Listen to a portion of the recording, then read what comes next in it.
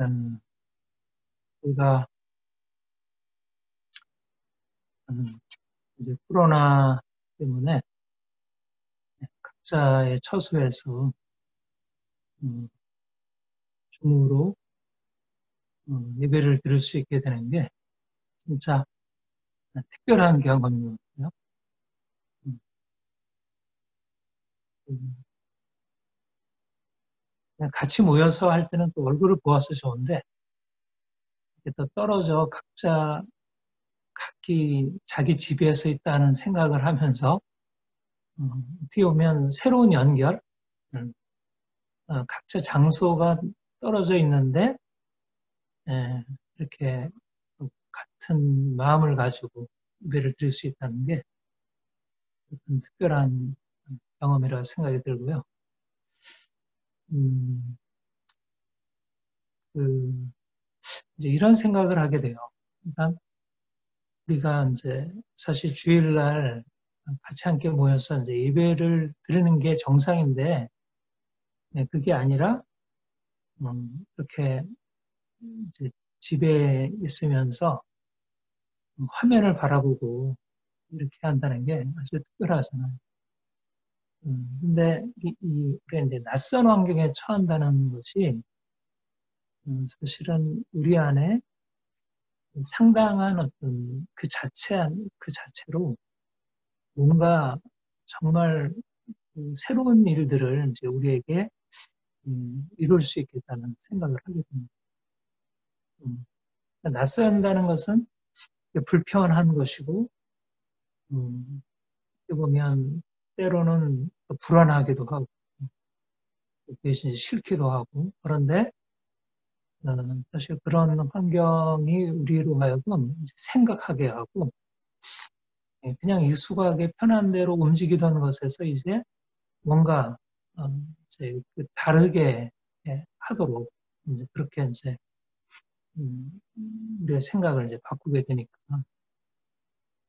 아무튼 저는 굉장히 긍정적으로 이 상황 전개를 긍정적으로 생각하게 되고 오히려 그동안에 살아왔던 것보다 더, 더 좋은 것들을 찾아갈 수 있고 뭔가 얻을 수 있겠다는 그런 기대감을 갖게 돼요.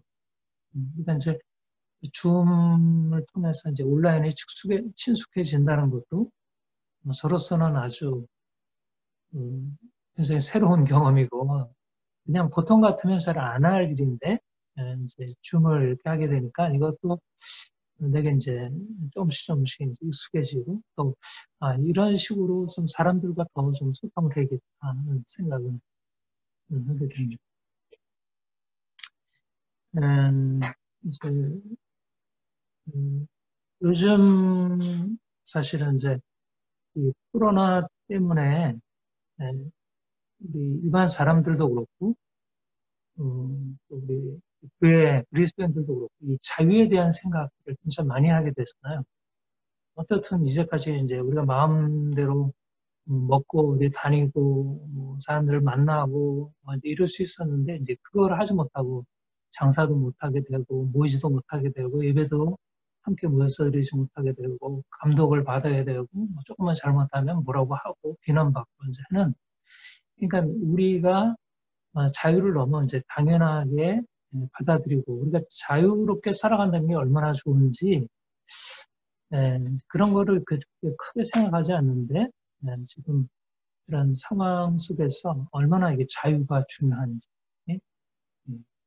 우리가 뭔가 내가 하고 싶은 것을 마음껏 할 수 있다는 것 이게 얼마나 중요한지 우리가 자유민주주의 사회에 살고 있다는 거 음, 자유라고 하는 가치를 사실 민주주의의 최고의 가치로 이제 그렇게 보잖아요. 자유가 있느냐 없느냐에 따라서 그 사회가 그 국가가 좋은 국가인지 정상적인지 아니면 후진적인지 뭐 이런 것이 이제 드러나거든요. 그다음 뭐 북한, 뭐 중국 이런 데 비해서 우리가 보다 나은 사회라 이렇게 할 수 있는 것은 자유가 있다는 것. 이 점에서 우리가 이제 서구의 이제 문화가 가지고 있는 것이 이제 여러 가지가 있지만, 이제 그 중에 가장 이제 우리가 또 긍정적으로 받아들이고 또 계속 익숙하게 하려고 하는 게, 사실 우리는 전통적인 이제 가부장 질서 속에서 살아왔고, 윗사람에게 그냥 별 저기 없이 의문 없이 그냥 따라가는 것이 너무 당연했는데, 이제 이 서구 이제 문화가 이제 들어오면서 이제 자유롭게 어린아이가 어른들에 대해서도 자기의 생각을 표현할 수 있고 피드백할 수도 있고 때때로 반항도 할 수도 있고, 그것이 포용이 되고, 국가에서도 이제 대통령에 대해서도 풍자도 하고 비난도 하고 할 수 있는 이제 그런 이제 우리 사회를 살아가고 있다는 게 얼마나 좋은지. 그런데 이제 우리가 이번에도 이제 보지만, 자유가 너무 좋은 것이지만 그것이 무제한적으로 허용될 수 있는 게 아니라 때때로 제한을 받아야 한다. 다른 사람에게 해가 될 때. 그러니까 그 J.S. 밀의 자유론에도 보면 다른 사람에게 해가 되지 않는 한 자유를 누립니다. 이게 우리가 강조해야 할 자유다, 그런 얘기를 하는데, 아무튼 자유가 중요하지만 그게 이제 다른 사람에게 피해가 되어서는 안 되고 공동체에 해가 되어서는 안 되고, 그런 의미에서 지금 우리 이제 여러 가지로 이제 그런 각 그 사업하는 사람들이 자기의 제약을 받는 것에 대해서도 그걸 이제 받아들이고 공동체를 위해서 그것이 이제 마땅하다 생각하죠. 그리고 우리 이제 교회에서도 사실 지금 비대면 예배드리는 게 이제 지금 우리가 3주째도 되고, 그리고 앞으로 이게 언제까지 또 연장이 될지, 다음 주부터 될지 어떨지 모르는데, 그러니까 여기에 대해서도 굉장히 이제 반발을 많이 하잖아요. 종교의 자유. 특별히 보수적인 복음주의 교회들이 이게 왜 우리 종교의 자유를, 특별히 왜 기독교만, 개신교만 이렇게 특별히 더 제한을 두고 하지 못하게 막고 있느냐. 이거는 종교 탄압이 아니니까. 그리고 좀 의도가 있는 건 아니니까. 이게 예배는 그의 생명이고 그리스도인에게 이제 생명인데, 우리에게 있어서 중요한 이거를 이런 식으로 제재하는 게 과연 타당한가? 그리고 이걸 그대로 받아들인 게 이제 타당한가?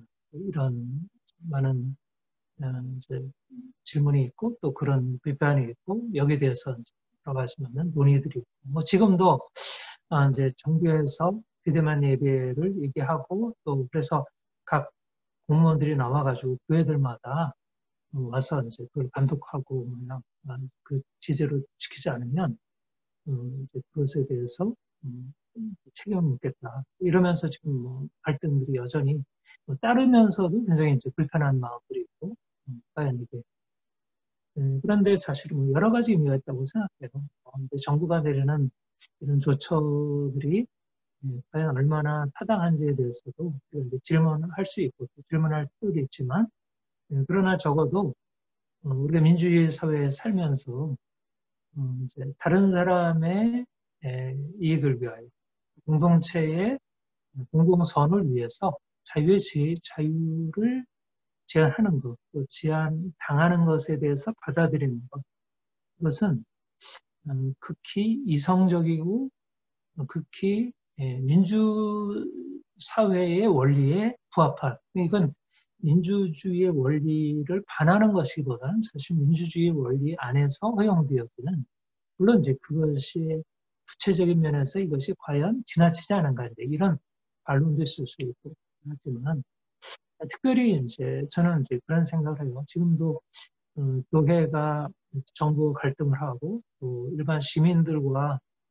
서로 이제 갈등하고 사람들을 이제 비난을 받는 이유가, 너무 교회는 자기만 알고 있고 너무 독단적이고 참 말을 잘 안 듣는다, 그리고 너무 무례하다, 이제 이런 그 비난을 많이 받잖아요. 뭐 정광훈 목사가 이제 그런 것을 아주 전형적인, 아주 좀 더 극단적인 얘기고, 그뿐만 아니라 많은 이제 그리스도인들, 특별히 이제 신앙을 강조하는 그리스도인들, 교회들에게 있어서 신앙의 자유는 좋지만, 그러나 그 자유라는 이름으로 다른 사람에 대한 배려가 없고 때때로 무례하기까지 하면서 하는 것에 대해서 사실 이제 그런 어떤 일반 사람들의 비판이 좀 지나친 부분도 없지 않아 있고 우리가 좀, 그, 좀 이렇게 무고하게 당하는 그런 측면, 일반 여론이나 이런 것에 의해서 당하는 측면도 있다 볼 수 있지만 그러나 우리 스스로 자업자득인 측면이 많이 있고 실제적으로 그리스도인들이 다른 사람들에 대해서 배려할 줄 모르는 그런 측면들이 있다는 것을 생각하면 좀 더 겸손하게 사람들의 그런 피드백, 반응에 대해서 귀를 기울이고 받아들여야 할. 이거는 민주 시민으로서도 우리가 배워야 할, 우리가 갖춰야 할 덕목이기도 하지만 단지 민주 시민의 문제가 아니라 우리가 하나님을 사랑하는 것의 구체적인 어떤 나타남이 이웃사랑인데 이웃사랑이라는 건 결국 가장 기본적인 사랑은 상대방에 대해서 받아들이고 인정하고 상대방을 위해서 나를 내려놓는 것이 이웃사랑의 가장 중요한 것인데 모두 다 자기의 손해를 감수하면서 따라가는데 유독 그리스도인들이 자기 신앙의 이름으로 오히려 그런 것에 대해서 너무 지나치게 반응하는 것에 대해서는 물론 적절하게 거기에 반론을 필 수도 있다고 생각해요. 꼭 이렇게 해야 되느냐, 그렇게 반론을 필 수는 있지만 이성적인 반론과 다르게 이제 그런 것을 감정적으로 마음을 닫고 아예 단정을 지어서 그렇게 하는 것은 그렇게 믿음의 선한 그런 모습, 본이 되는 모습이 아니라 그것이고 오히려 좀 더 우리가 자유롭지만 다른 사람을 이제 사랑하기 위해서 자유를 제한하는 이거는 오히려 민주주의의 그 원리에도 부합하고 또 그리스도인들로서 오히려 사람들에게 본을 볼 수 있는 그런 기회가 아닌가. 그래서 이번 코로나 이제로 인해서 우리가 이제 예배 제약을 받는 것이 오히려 우리의 사고를 좀 바꿀 수 있는 그런 기회가 되었으면 좋겠다 생각을 합니다. 우리가 이제 계속해서 지금 이제 로마서 14장을 살피고 있는데 사실 지금 상황과 아주 잘 맞는 그런 본문이라 여기시고 우리가 지난주까지 이제 살폈던 1절부터 12절까지의 경우에는 비판하지 말라. 없인 여기시고 그러니까 서로 상대방을 받아들이라 그런 말씀을 했죠.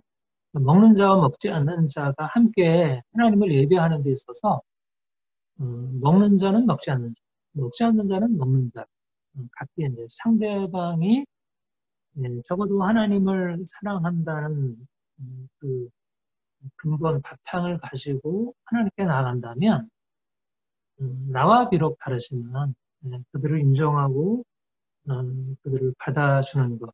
이제 이것이 우리 그리스도인들에 있어서 가장 기본적인 자세라고 말씀을 하고 있습니다. 근데 13절에도 다시 한번 그 얘기를 하고 조금 더 약간 이제 다른 방면으로 12절까지 비판하지 말라. 이제 그것을 얘기를 했다면 13절에서 다시 그거를 얘기를 하면서 이렇게 얘기하죠. 함께 읽어보면 그런즉 우리가 다시는 서로 비판하지 말고 우리가 부딪힐 것이나 거칠 것을 형제 앞에 두지 않도록 주의하라.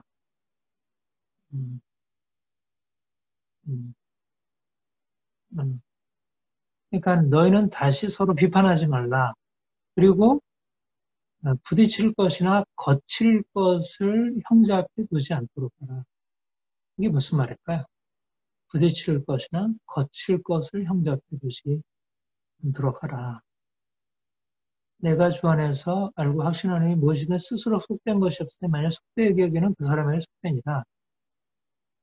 13절을 다시 설명을 해요. 15절에 만약 음식으로 말미암아 내 형제가 근심하게 되면 그는 내가 사랑으로 행하지 아니함이라. 그리스도께서 대신하여 주신 형제를 내 음식으로 망하게 하지 말라. 그러니까 13절에 대한 설명이죠. 그러니까 내가 무엇인지 속된 것이 없다고 생각하고 마음껏 먹을 수 있다. 자유롭게 먹을 수 있는데 근데 문제는 그게 형제를 부딪히게 하고 거쳐 넘어지게 하게 된다는 거죠. 그래서 형제가 내가 자유로운 행위로 먹었던 것이 형제를 근심하게 만들어서 그가 음식으로 망하게 될 수 있다는 거죠. 그러니까 내가 자유롭게 먹은 음식으로 그 형제는 먹어서는 안 된다는 그것 때문에 자기가 먹은 것은 아니지만 그로 인해서 영향을 받으면서 넘어지게 되고 근심하게 되고 망하게 됩니다. 그래서 너의 선한 것이 그로 인해서 비방을 받게 됩니다. 이게 이제 어떻게 보면 선한 것인데 상대방의 관계 속에서 이게 나쁜 영향을 미치게 되고 부정적인. 그러니까 우리가 하나님 앞에서 드리는 예배는 선한 것인데 그런데 그 선한 예배가 사람들에게 오히려 악영향을 주고 피해를 주고 오히려 비방을 받게 하는. 그러니까 나는 하나님 앞에 선한 것을 행했는데 너 왜 그런 방식으로 그렇게 반응하느냐. 그렇게 할 것만은 아니라는 거죠. 이게 참 어려움은 복잡한 일이죠. 사실 우리 인간의 삶이라는 게 그렇잖아요. 이게 분명히 나로서는 선한 것을 했는데 상대방에게는 악하게 받아들여지게 되고 실제적으로 악한 결과를 가져요. 그랬을 때 내가 행한 선한 행위가 선한 것이냐 악한 것이냐. 내가 선한 동기로 했는데 상대방을 그것을 잘못 받아들였을 땐 내 탓이 아니고 상대방의 탓으로 돌리고 내가 그것에 개의치 말아야 될 일이냐 아니면 그것에 대해까지 책임을 져야 하느냐. 이게 그렇게 간단한 일은 아니에요. 근데 이제 아무튼 사실은 갈라디아서 같은 데 보면 상대방이 그것 때문에 막 나를 비난하고 비방하는데도 개의치 않고 내가 먹고 율법을 어기고 그런 일을 때로 하는데 여기서 보면 나로서는 먹을 수 있고 자유롭게 행할 수 있지만 상대방 때문에 그 먹는 것에 대해서 제한을 해야 된다. 이렇게 말씀하고 있습니다. 그러니까 우리가 이제 그래서 이제 기독교 신앙은 굉장히 이쪽 저쪽을 다 얘기를 해요. 그래서 어떻게 보면 어떤 말씀을 보면 자유롭게 하라 이런 말씀을 우리가 듣기도 하고 어떤 때는 그러면 안 된다. 사랑으로 행하라. 그리고 너 자신을 내려놓아. 이렇게 얘기해요. 그래서 사실 이제 교단이 갈리기도 하고 파가 갈리기도 하고 서로 뭐 종교 전쟁까지 일어나고 여기서도 그런 갈등이 있었고 자유롭게 행해야 되느냐 자유를 제한해야 되느냐 사실은 지금 이제 우리 상황과 아주 맞아 떨어져요. 그러니까 이 본문의 말씀을 우리가 잘 이해하려면 우리가 앞서서도 이제 거듭 얘기를 해왔지만 다시 한번 말씀을 드리면 그러니까 그러니까 여기에 13절부터 16절의 이 본문의 말씀은 사실 먹는 자들에게 향하는 말씀입니다. 그러니까 앞에 있는 것은 먹지 않는 자들과 먹는 자들을 상호간의 관계에 대해서 얘기됐다면 여기는 특별히 먹는 자들, 그리스도 안에서 자유롭다고 생각하는 자들을 향해서 이제 어떻게 해야 될지. 14절을 보면 내가 주 안에서 알고 확신하노니 무엇인지 스스로 속된 것이 없으되 다만 속되게 여기는 그 사람에게는 속되니라. 이게 바로 갈라디아서 얘기했던 자유의 원리. 사도 바울이 예수 그리스도를 만난 뒤에 그는 율법에 아주 철두철미했던 사람이었어요. 그래서 율법을 지키지 아니한다고 생각했던 그런 그리스도인들을 잡아 죽이려고 다메섹으로 가다가 예수님을 만났어요. 그리고 예수님 만나고 나서 그 입장이 완전히 바뀌게 돼가지고 오히려 이제는 율법 안 지켜도 된다. 안식일 안 지켜도 된다. 할례 행하지 않아도 된다. 이방인들에게. 그리고 음식 그렇게 구별하지 먹지 않아도 된다. 왜냐하면 본문에서 얘기하는 대로 무엇이든 속된 것은 없기 때문에 단지 속되게 여기는 사람에게나 속된 것이지 이미 그리스도께서 오셔서 우리를 율법으로부터 자유케 했기 때문에 할례를 행하지 아니한다고 해가지고 그 사람이 하나님 앞에 죄인이 되는 게 아니고 안식일을 지키지 않는다고 또 부정한 음식을 먹는다고 해서 하나님이 그를 죄인이라 말씀하지 않습니다. 그러니까 이방인들이요, 유대인들이 당신들의 뭐라고 해도 상관하지 말고 자유롭게 먹고 자유롭게 하십시오. 그런데 이제 당시 상황 속에서는 이제 이방인들에게는 특별히 이방인들, 로마에 사는, 고린도에 사는 이방인들에게는 어떤 문제가 있었냐면, 당시는 이제 우리가 알고 있는 그 그리스 로마 신화 보면, 뭐 제우스, 뭐 아테네, 아테나이, 예, 이제 그런 그 비너스, 아프로디테, 뭐 이런 많은 신들이 있었어요.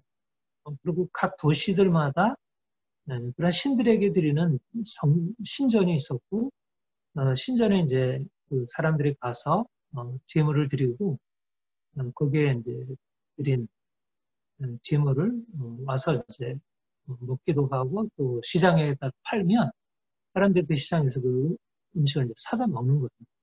그러니까 우상의 제물을 먹은 거는 우상의 다른 신들에게 드린 거니까, 그것은 다른 신들을 섬기지 말라. 또 우상에게 절하지 말라고 하는 그러니까 우상 숭배에 간접적으로 참여하는 의미를 가지고 있다. 이렇게 생각할 수 있고 부정한 음식에 속한다는 것이죠.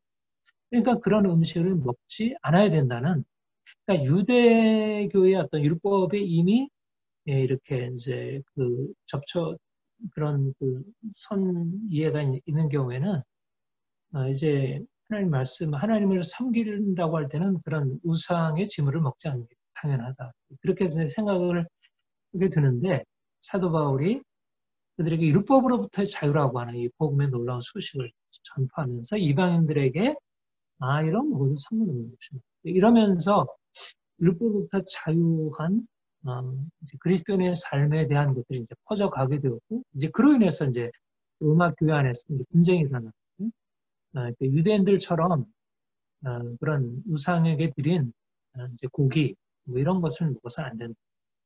이런 입장의 사람들도 있고 또 뭐 상관없다. 그것은 자유롭게 먹을 수 있다. 그래서 이제 사도 바울은 먹는 자와 먹지 않는 자를 이제 구별하면서 먹는 자를 믿음에 강한 자라 지칭하고 먹지 않는 자를 믿음에 약한 자. 그러면서 이제 믿음에 강한 자, 먹는 자들에게 당신들이 먹을 수 있다. 왜냐하면 무엇이든지 스스로 속되는 것이 없기 때문에. 그러니까 부정한 음식, 우상에게 제물로 드리는 음식이라 할지라도 그것이 스스로 속되는 것은 아니니까 자유롭게 먹을 수 있다. 그런 원리를 제시한 것이죠. 이게 이제 사실은 저는 이게 굉장히 중요한 원리라고 생각합니다. 사실 오늘날 우리 이제 이 기독교 안에 특별히 우리 개신교 안에 어떻게 보면 이 오직 믿음으로 의롭다함 받는다. 그래서 율법의 행위로부터 자유하다는 이 복음이 전파되었고 사람들이 이것을 머리로서는 알고 있는데 실제 삶에서 이 자유의 원리를 제대로 잘 적용하지 못하고 있다는 거예요. 그런데 사실은 예수님이 오신 이후에 사람들한테 주신 이제 가장 중요한 원리가 사실 우리가 말씀대로 순종해서 거룩하고 흠없이 사는 것도 정말 이제 하나님이 우리에게 예수님이 우리에게 오셔서 행하신 가장 중요한 것이지만 그러나 그것 이상으로 중요한 게 자유롭게 그리스도 안에서 자유를 예수님이 이 땅에 오셔서 어떻게 하셨죠? 예수님은 굉장히 선하고 이제 거룩하고 진짜 산상수훈을 보면 예수님 얼마나 완벽한 이제 그 선한 삶 추구하셨어요. 그런데 사실은 우리가 뭐 마태복음, 마가복음, 누가복음, 요한복음에서 보면 거듭거듭 바리새인들과 부딪히게 된 게 사실 예수님의 그 선한 삶, 윤리적으로 깨끗한 삶 때문에 부딪혔기보다도 오히려 예수님의 이 자유로움 때문에 부딪힌 거예요. 그러니까 세리들과 같이 먹고 그래서 예수님이 어떤 별명을 붙였냐면 먹기를 탐하고 포도주를 즐기는 자. 그러니까 대식가처럼, 그러니까 방탕한 자로 여겨졌던.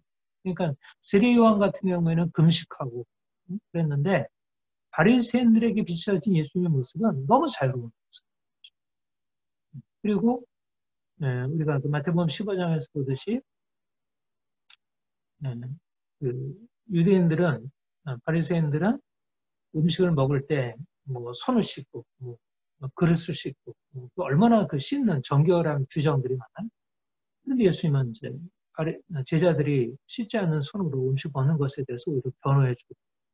그러니까는 이런 예수님이 안식일을 어기지 그렇게 어떻든 뭐 금식이나 이런 것에 대해서 굉장히 폄하하는 말을 하지 바리새인들의 행동들에 대해서 위선자라고 하지 이러니까 너무 불편했고 실질적으로 이제 그래서 예수님을 미워하게 된 게 여러 가지 이유가 있지만 사실 예수님이 그 자유로움이 바리새인들을 불편하게 됩니다. 율법부터 자유라고 하는 거죠.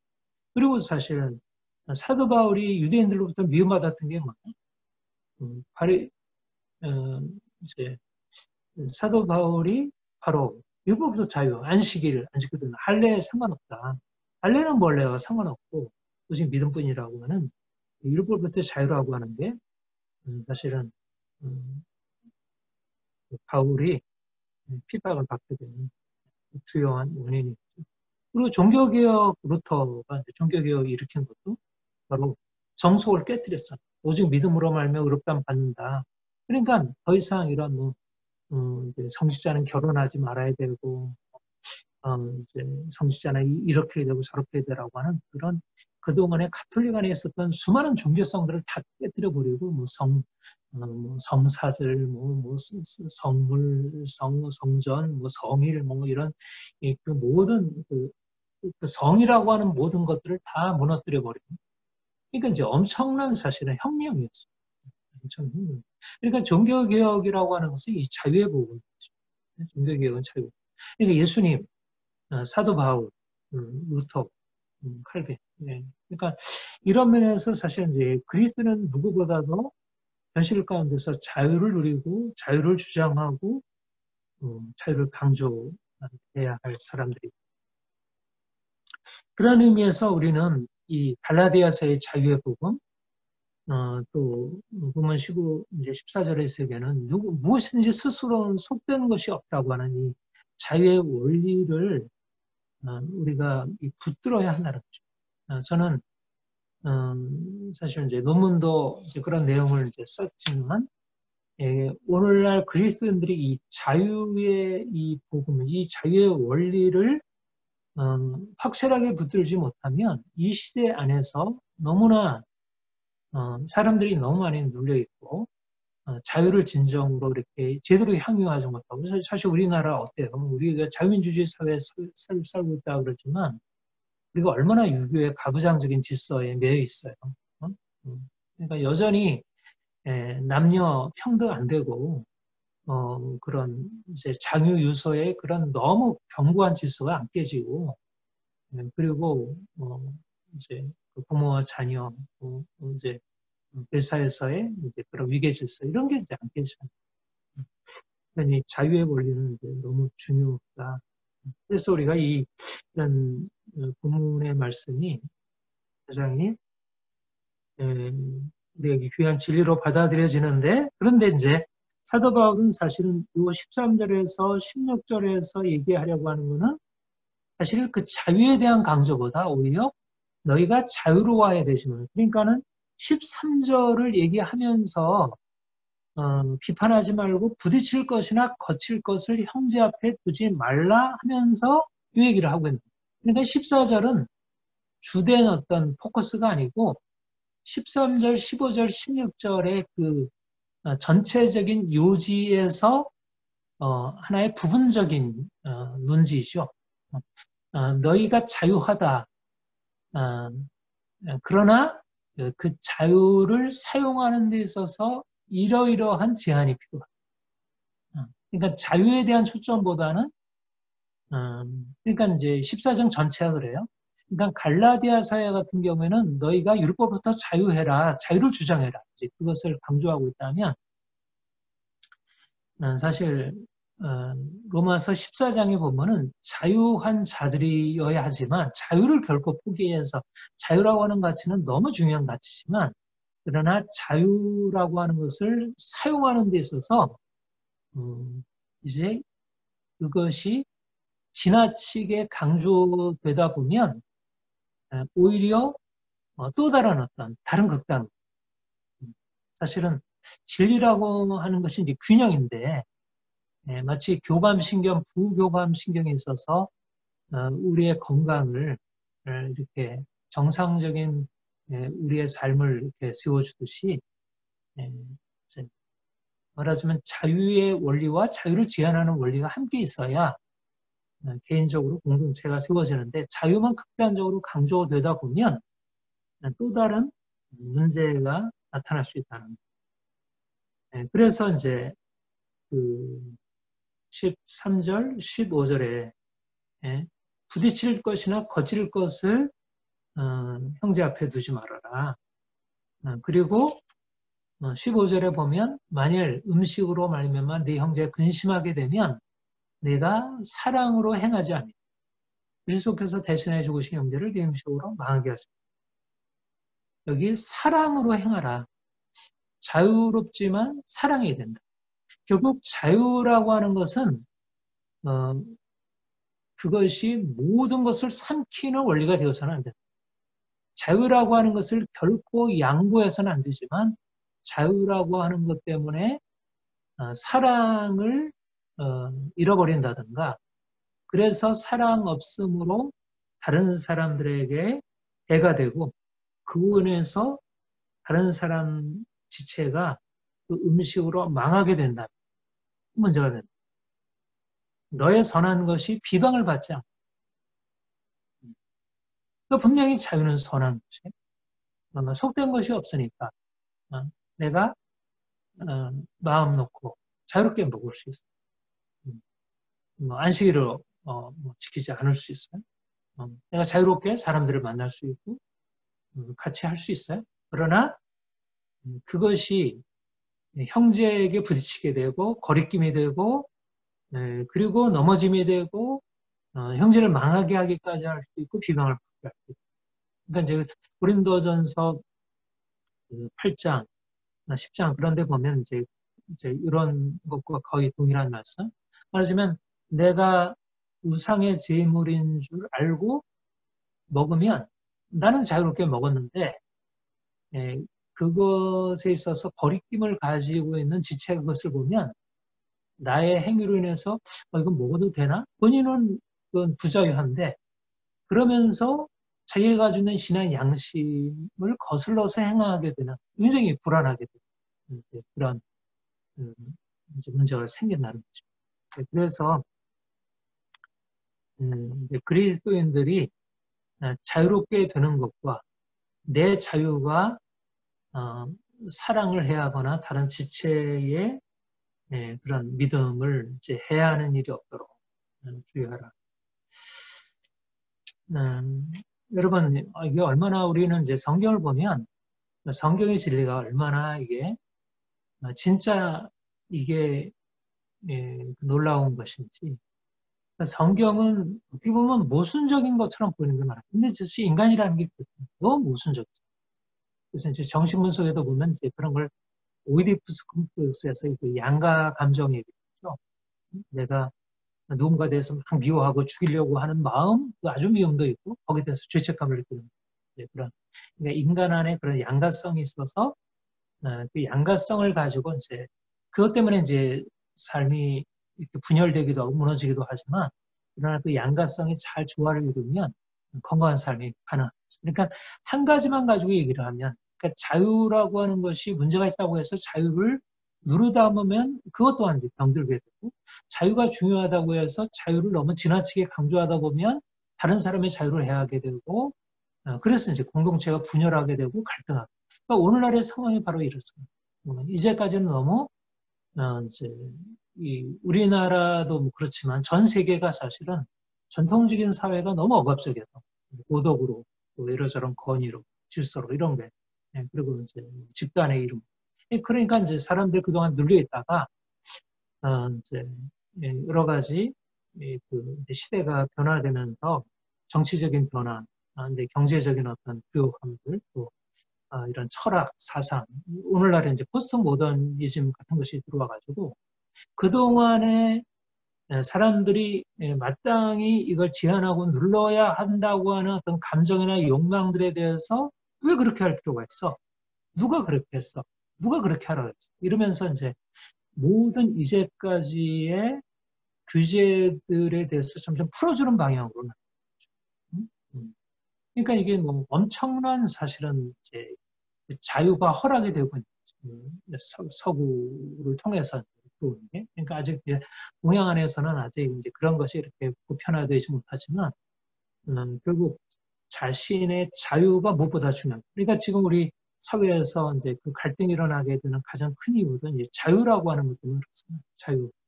내가 그러니까 요즘 정광훈, 목사, 그런 광화문 집회 이런 것들이 다 자유의 이름으로 행해지는 것이죠. 그러다 보면 이제 그런 것을 이제 제한하게 되고 이런 갈등이 일어나는. 저는 이제 상당히 긍정적인 의미를 가진다고 생각을 해요. 정신분석에 이제 예를 들어서 그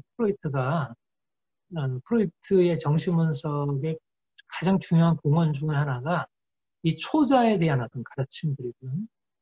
그러니까 사람들이 이래야 된다, 이렇게 철학해서 살아야 한다, 이렇게 정의롭게 살아야 된다, 이렇게 바르게 살아야 한다라고 하는 것들이 사실상 그야말로 보통 양심이라고 하는 것들이 진정으로 사람들을 건강하게 세워주는 것이보다 오히려 사람들의 이제 건강한 삶의 충동들, 자유를 억압하고 그걸 잃어버리게 하고 정말 이제 병들게 만듭니다. 그러니까 많은 이제 신경증 환자들이 그 신경증의 원인이 뭐냐면 바로 그런 잘못된 억압들, 잘못된 사회적인 음식, 공부해야 돼, 착하게 해야 돼, 싸우지 마라, 이거 하지 마라, 저거 하지 마라는 그 수많은 어떤 금기들이 이제 그 자유로운 자연적인 삶의 충동들, 감정들 이런 것들을 이제 억압을 하고 병들게 하고 의혹해서.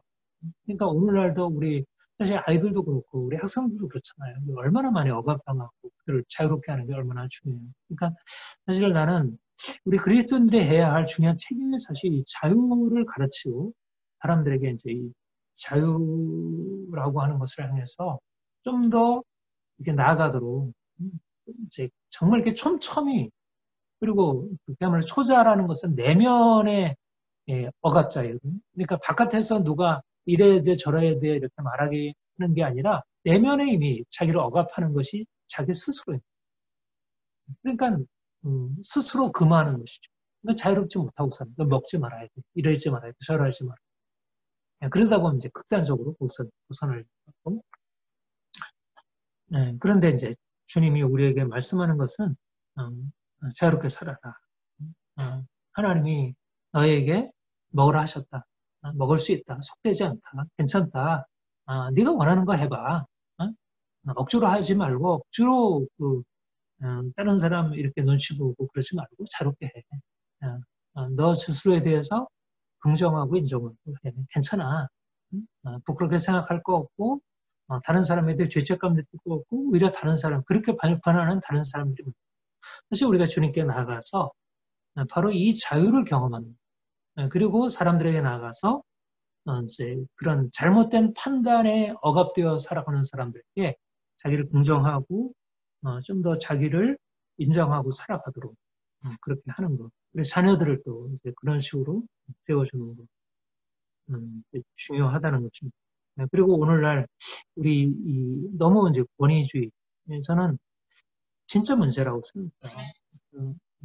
가정들도 그렇고 너무 이제 그렇고 우리 학교 뭐 정치적인 상황 너무 이제 권위주의가 강하게 지배하는 이제 그런 문제가 있는데 그런 의미에서 이제 자유를 주장해야 하는데 그런데 그것과 함께 우리가 이제 본문 말씀으로 다시 돌아와서 보면 그 중요한 것이 이제 형제를 사랑함으로 행하라.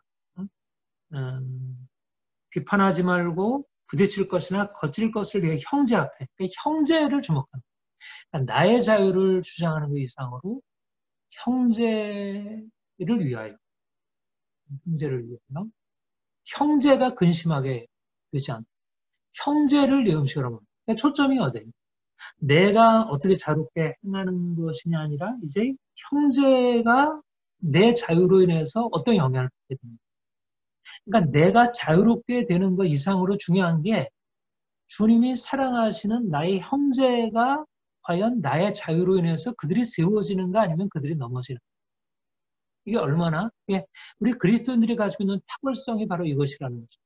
우리는 우리 자신의 자유를 누리는 것 이상으로 다른 사람이 얼마나 자유로운지, 다른 사람이 내 자유로 인해서 세워지는지 아니면 넘어지는지, 그리고 다른 사람이 세워지기 위함이라면 나의 자유를 제한할 수 있는 것. 이것은 내가 자유를 잃어버리는 게 아니라 빼앗기는 게 아니라 오히려 능동적으로 자유를 포기하는 것이죠. 이게 바로 주님의 십자가 정신입니다. 주님은 빌립보서 2장에 보면 주님은 하나님의 본체시나 하나님과 동등됨을 취할 것을 얘기하지 않고 자기를 비워 종의 형체를 가지시고 낮아지셔서 종의 죽기까지 복종하셨다. 바로 우리가 자유인이지만 그러나 주님을 위하여 또 형제가 세워지기를 위하여 우리 기꺼이 자유를 포기하고 다른 사람을 위해서 내가 종이 되는 삶을 선택합니다. 이게 바로 주님이 자유롭게 되신 방식입니다. 주님의 자유의 방식, 사도 바울의 자유의 방식, 루터의 자유의 방식은 바로 이런 자유였다는 거죠. 그러니까 오늘날의 자유와 우리 그리스도인의 자유가 완전히 다른 건 아니죠. 다른 사람이 내 자유를 억압하고 빼앗으려고 할 때는 내가 항의를 해야죠. 왜 나의 자유를 침해하려고 해? 그래서 부당한 자유에 대해서 저항해야 되고 자유를 강조해야 되지. 그러나 그럴 때도 있지만 그런 나의 자유를 제한하려고 하는 강자에 대해서 내가 자유를 주장하면서 피 흘리기까지만 하면서 싸워야 할 때도 있지만 그러나 주님이 그렇게 하셨듯이 나의 자유를 포기하면서 다른 사람을 보다 자유롭게 하고 사랑하기 위한 자유. 주님께서 우리에게 주신 것은 사랑하기 위한 것이고 그래서 이제 수많은 사람들이 자유롭지 못한 수많은 사람들이 나의 자유로 인해서 그들이 자유롭게 되는지 아니면 내가 자유를 행사함으로 인해서 그들이 더 부자유하게 되지 않는지. 그러니까 내가 행한 것이 떳떳하다고 해서 다 옳은 것이 아니라 내가 행한 것으로 인해서 미칠 파장까지도 고려하는 것입니다. 물론 그 파장이라는 것이 사람들이 반드시 좋아하고 칭찬해 주어야 할 만한 것은 아니에요. 다른 사람의 거침이 되기도 하고 부딪히기도 하고 넘어짐이 질 수도 있어요. 반대가 될 수 있고. 그런데 말하자면 바리새인이랑 유대주의자들에게는 거침이 되고 부딪힘이 돼야 하죠.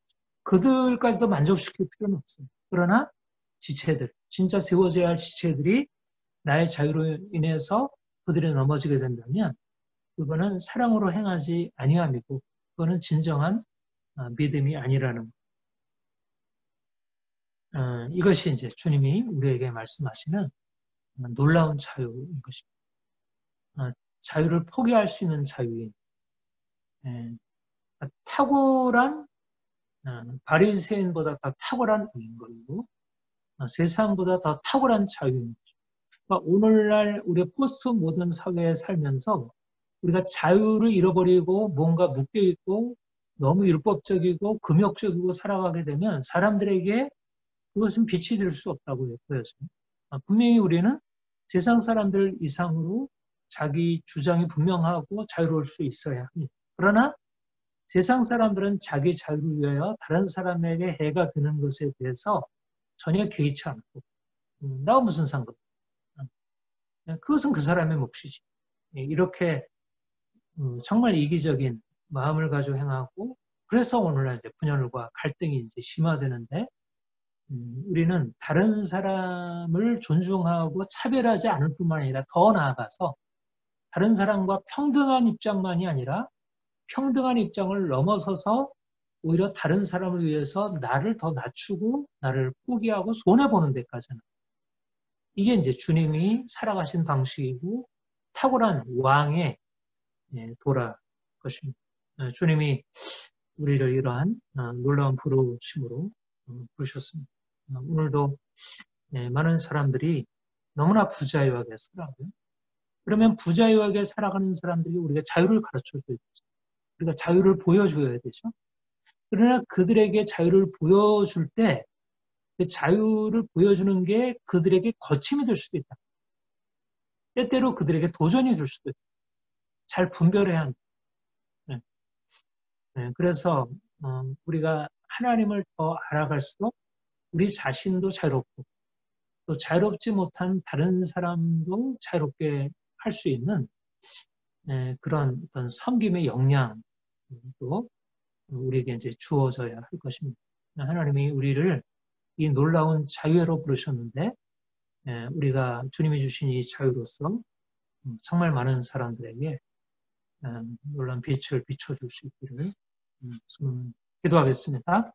하나님 아버지, 주님이 우리를 자유케 하시는 것 감사합니다.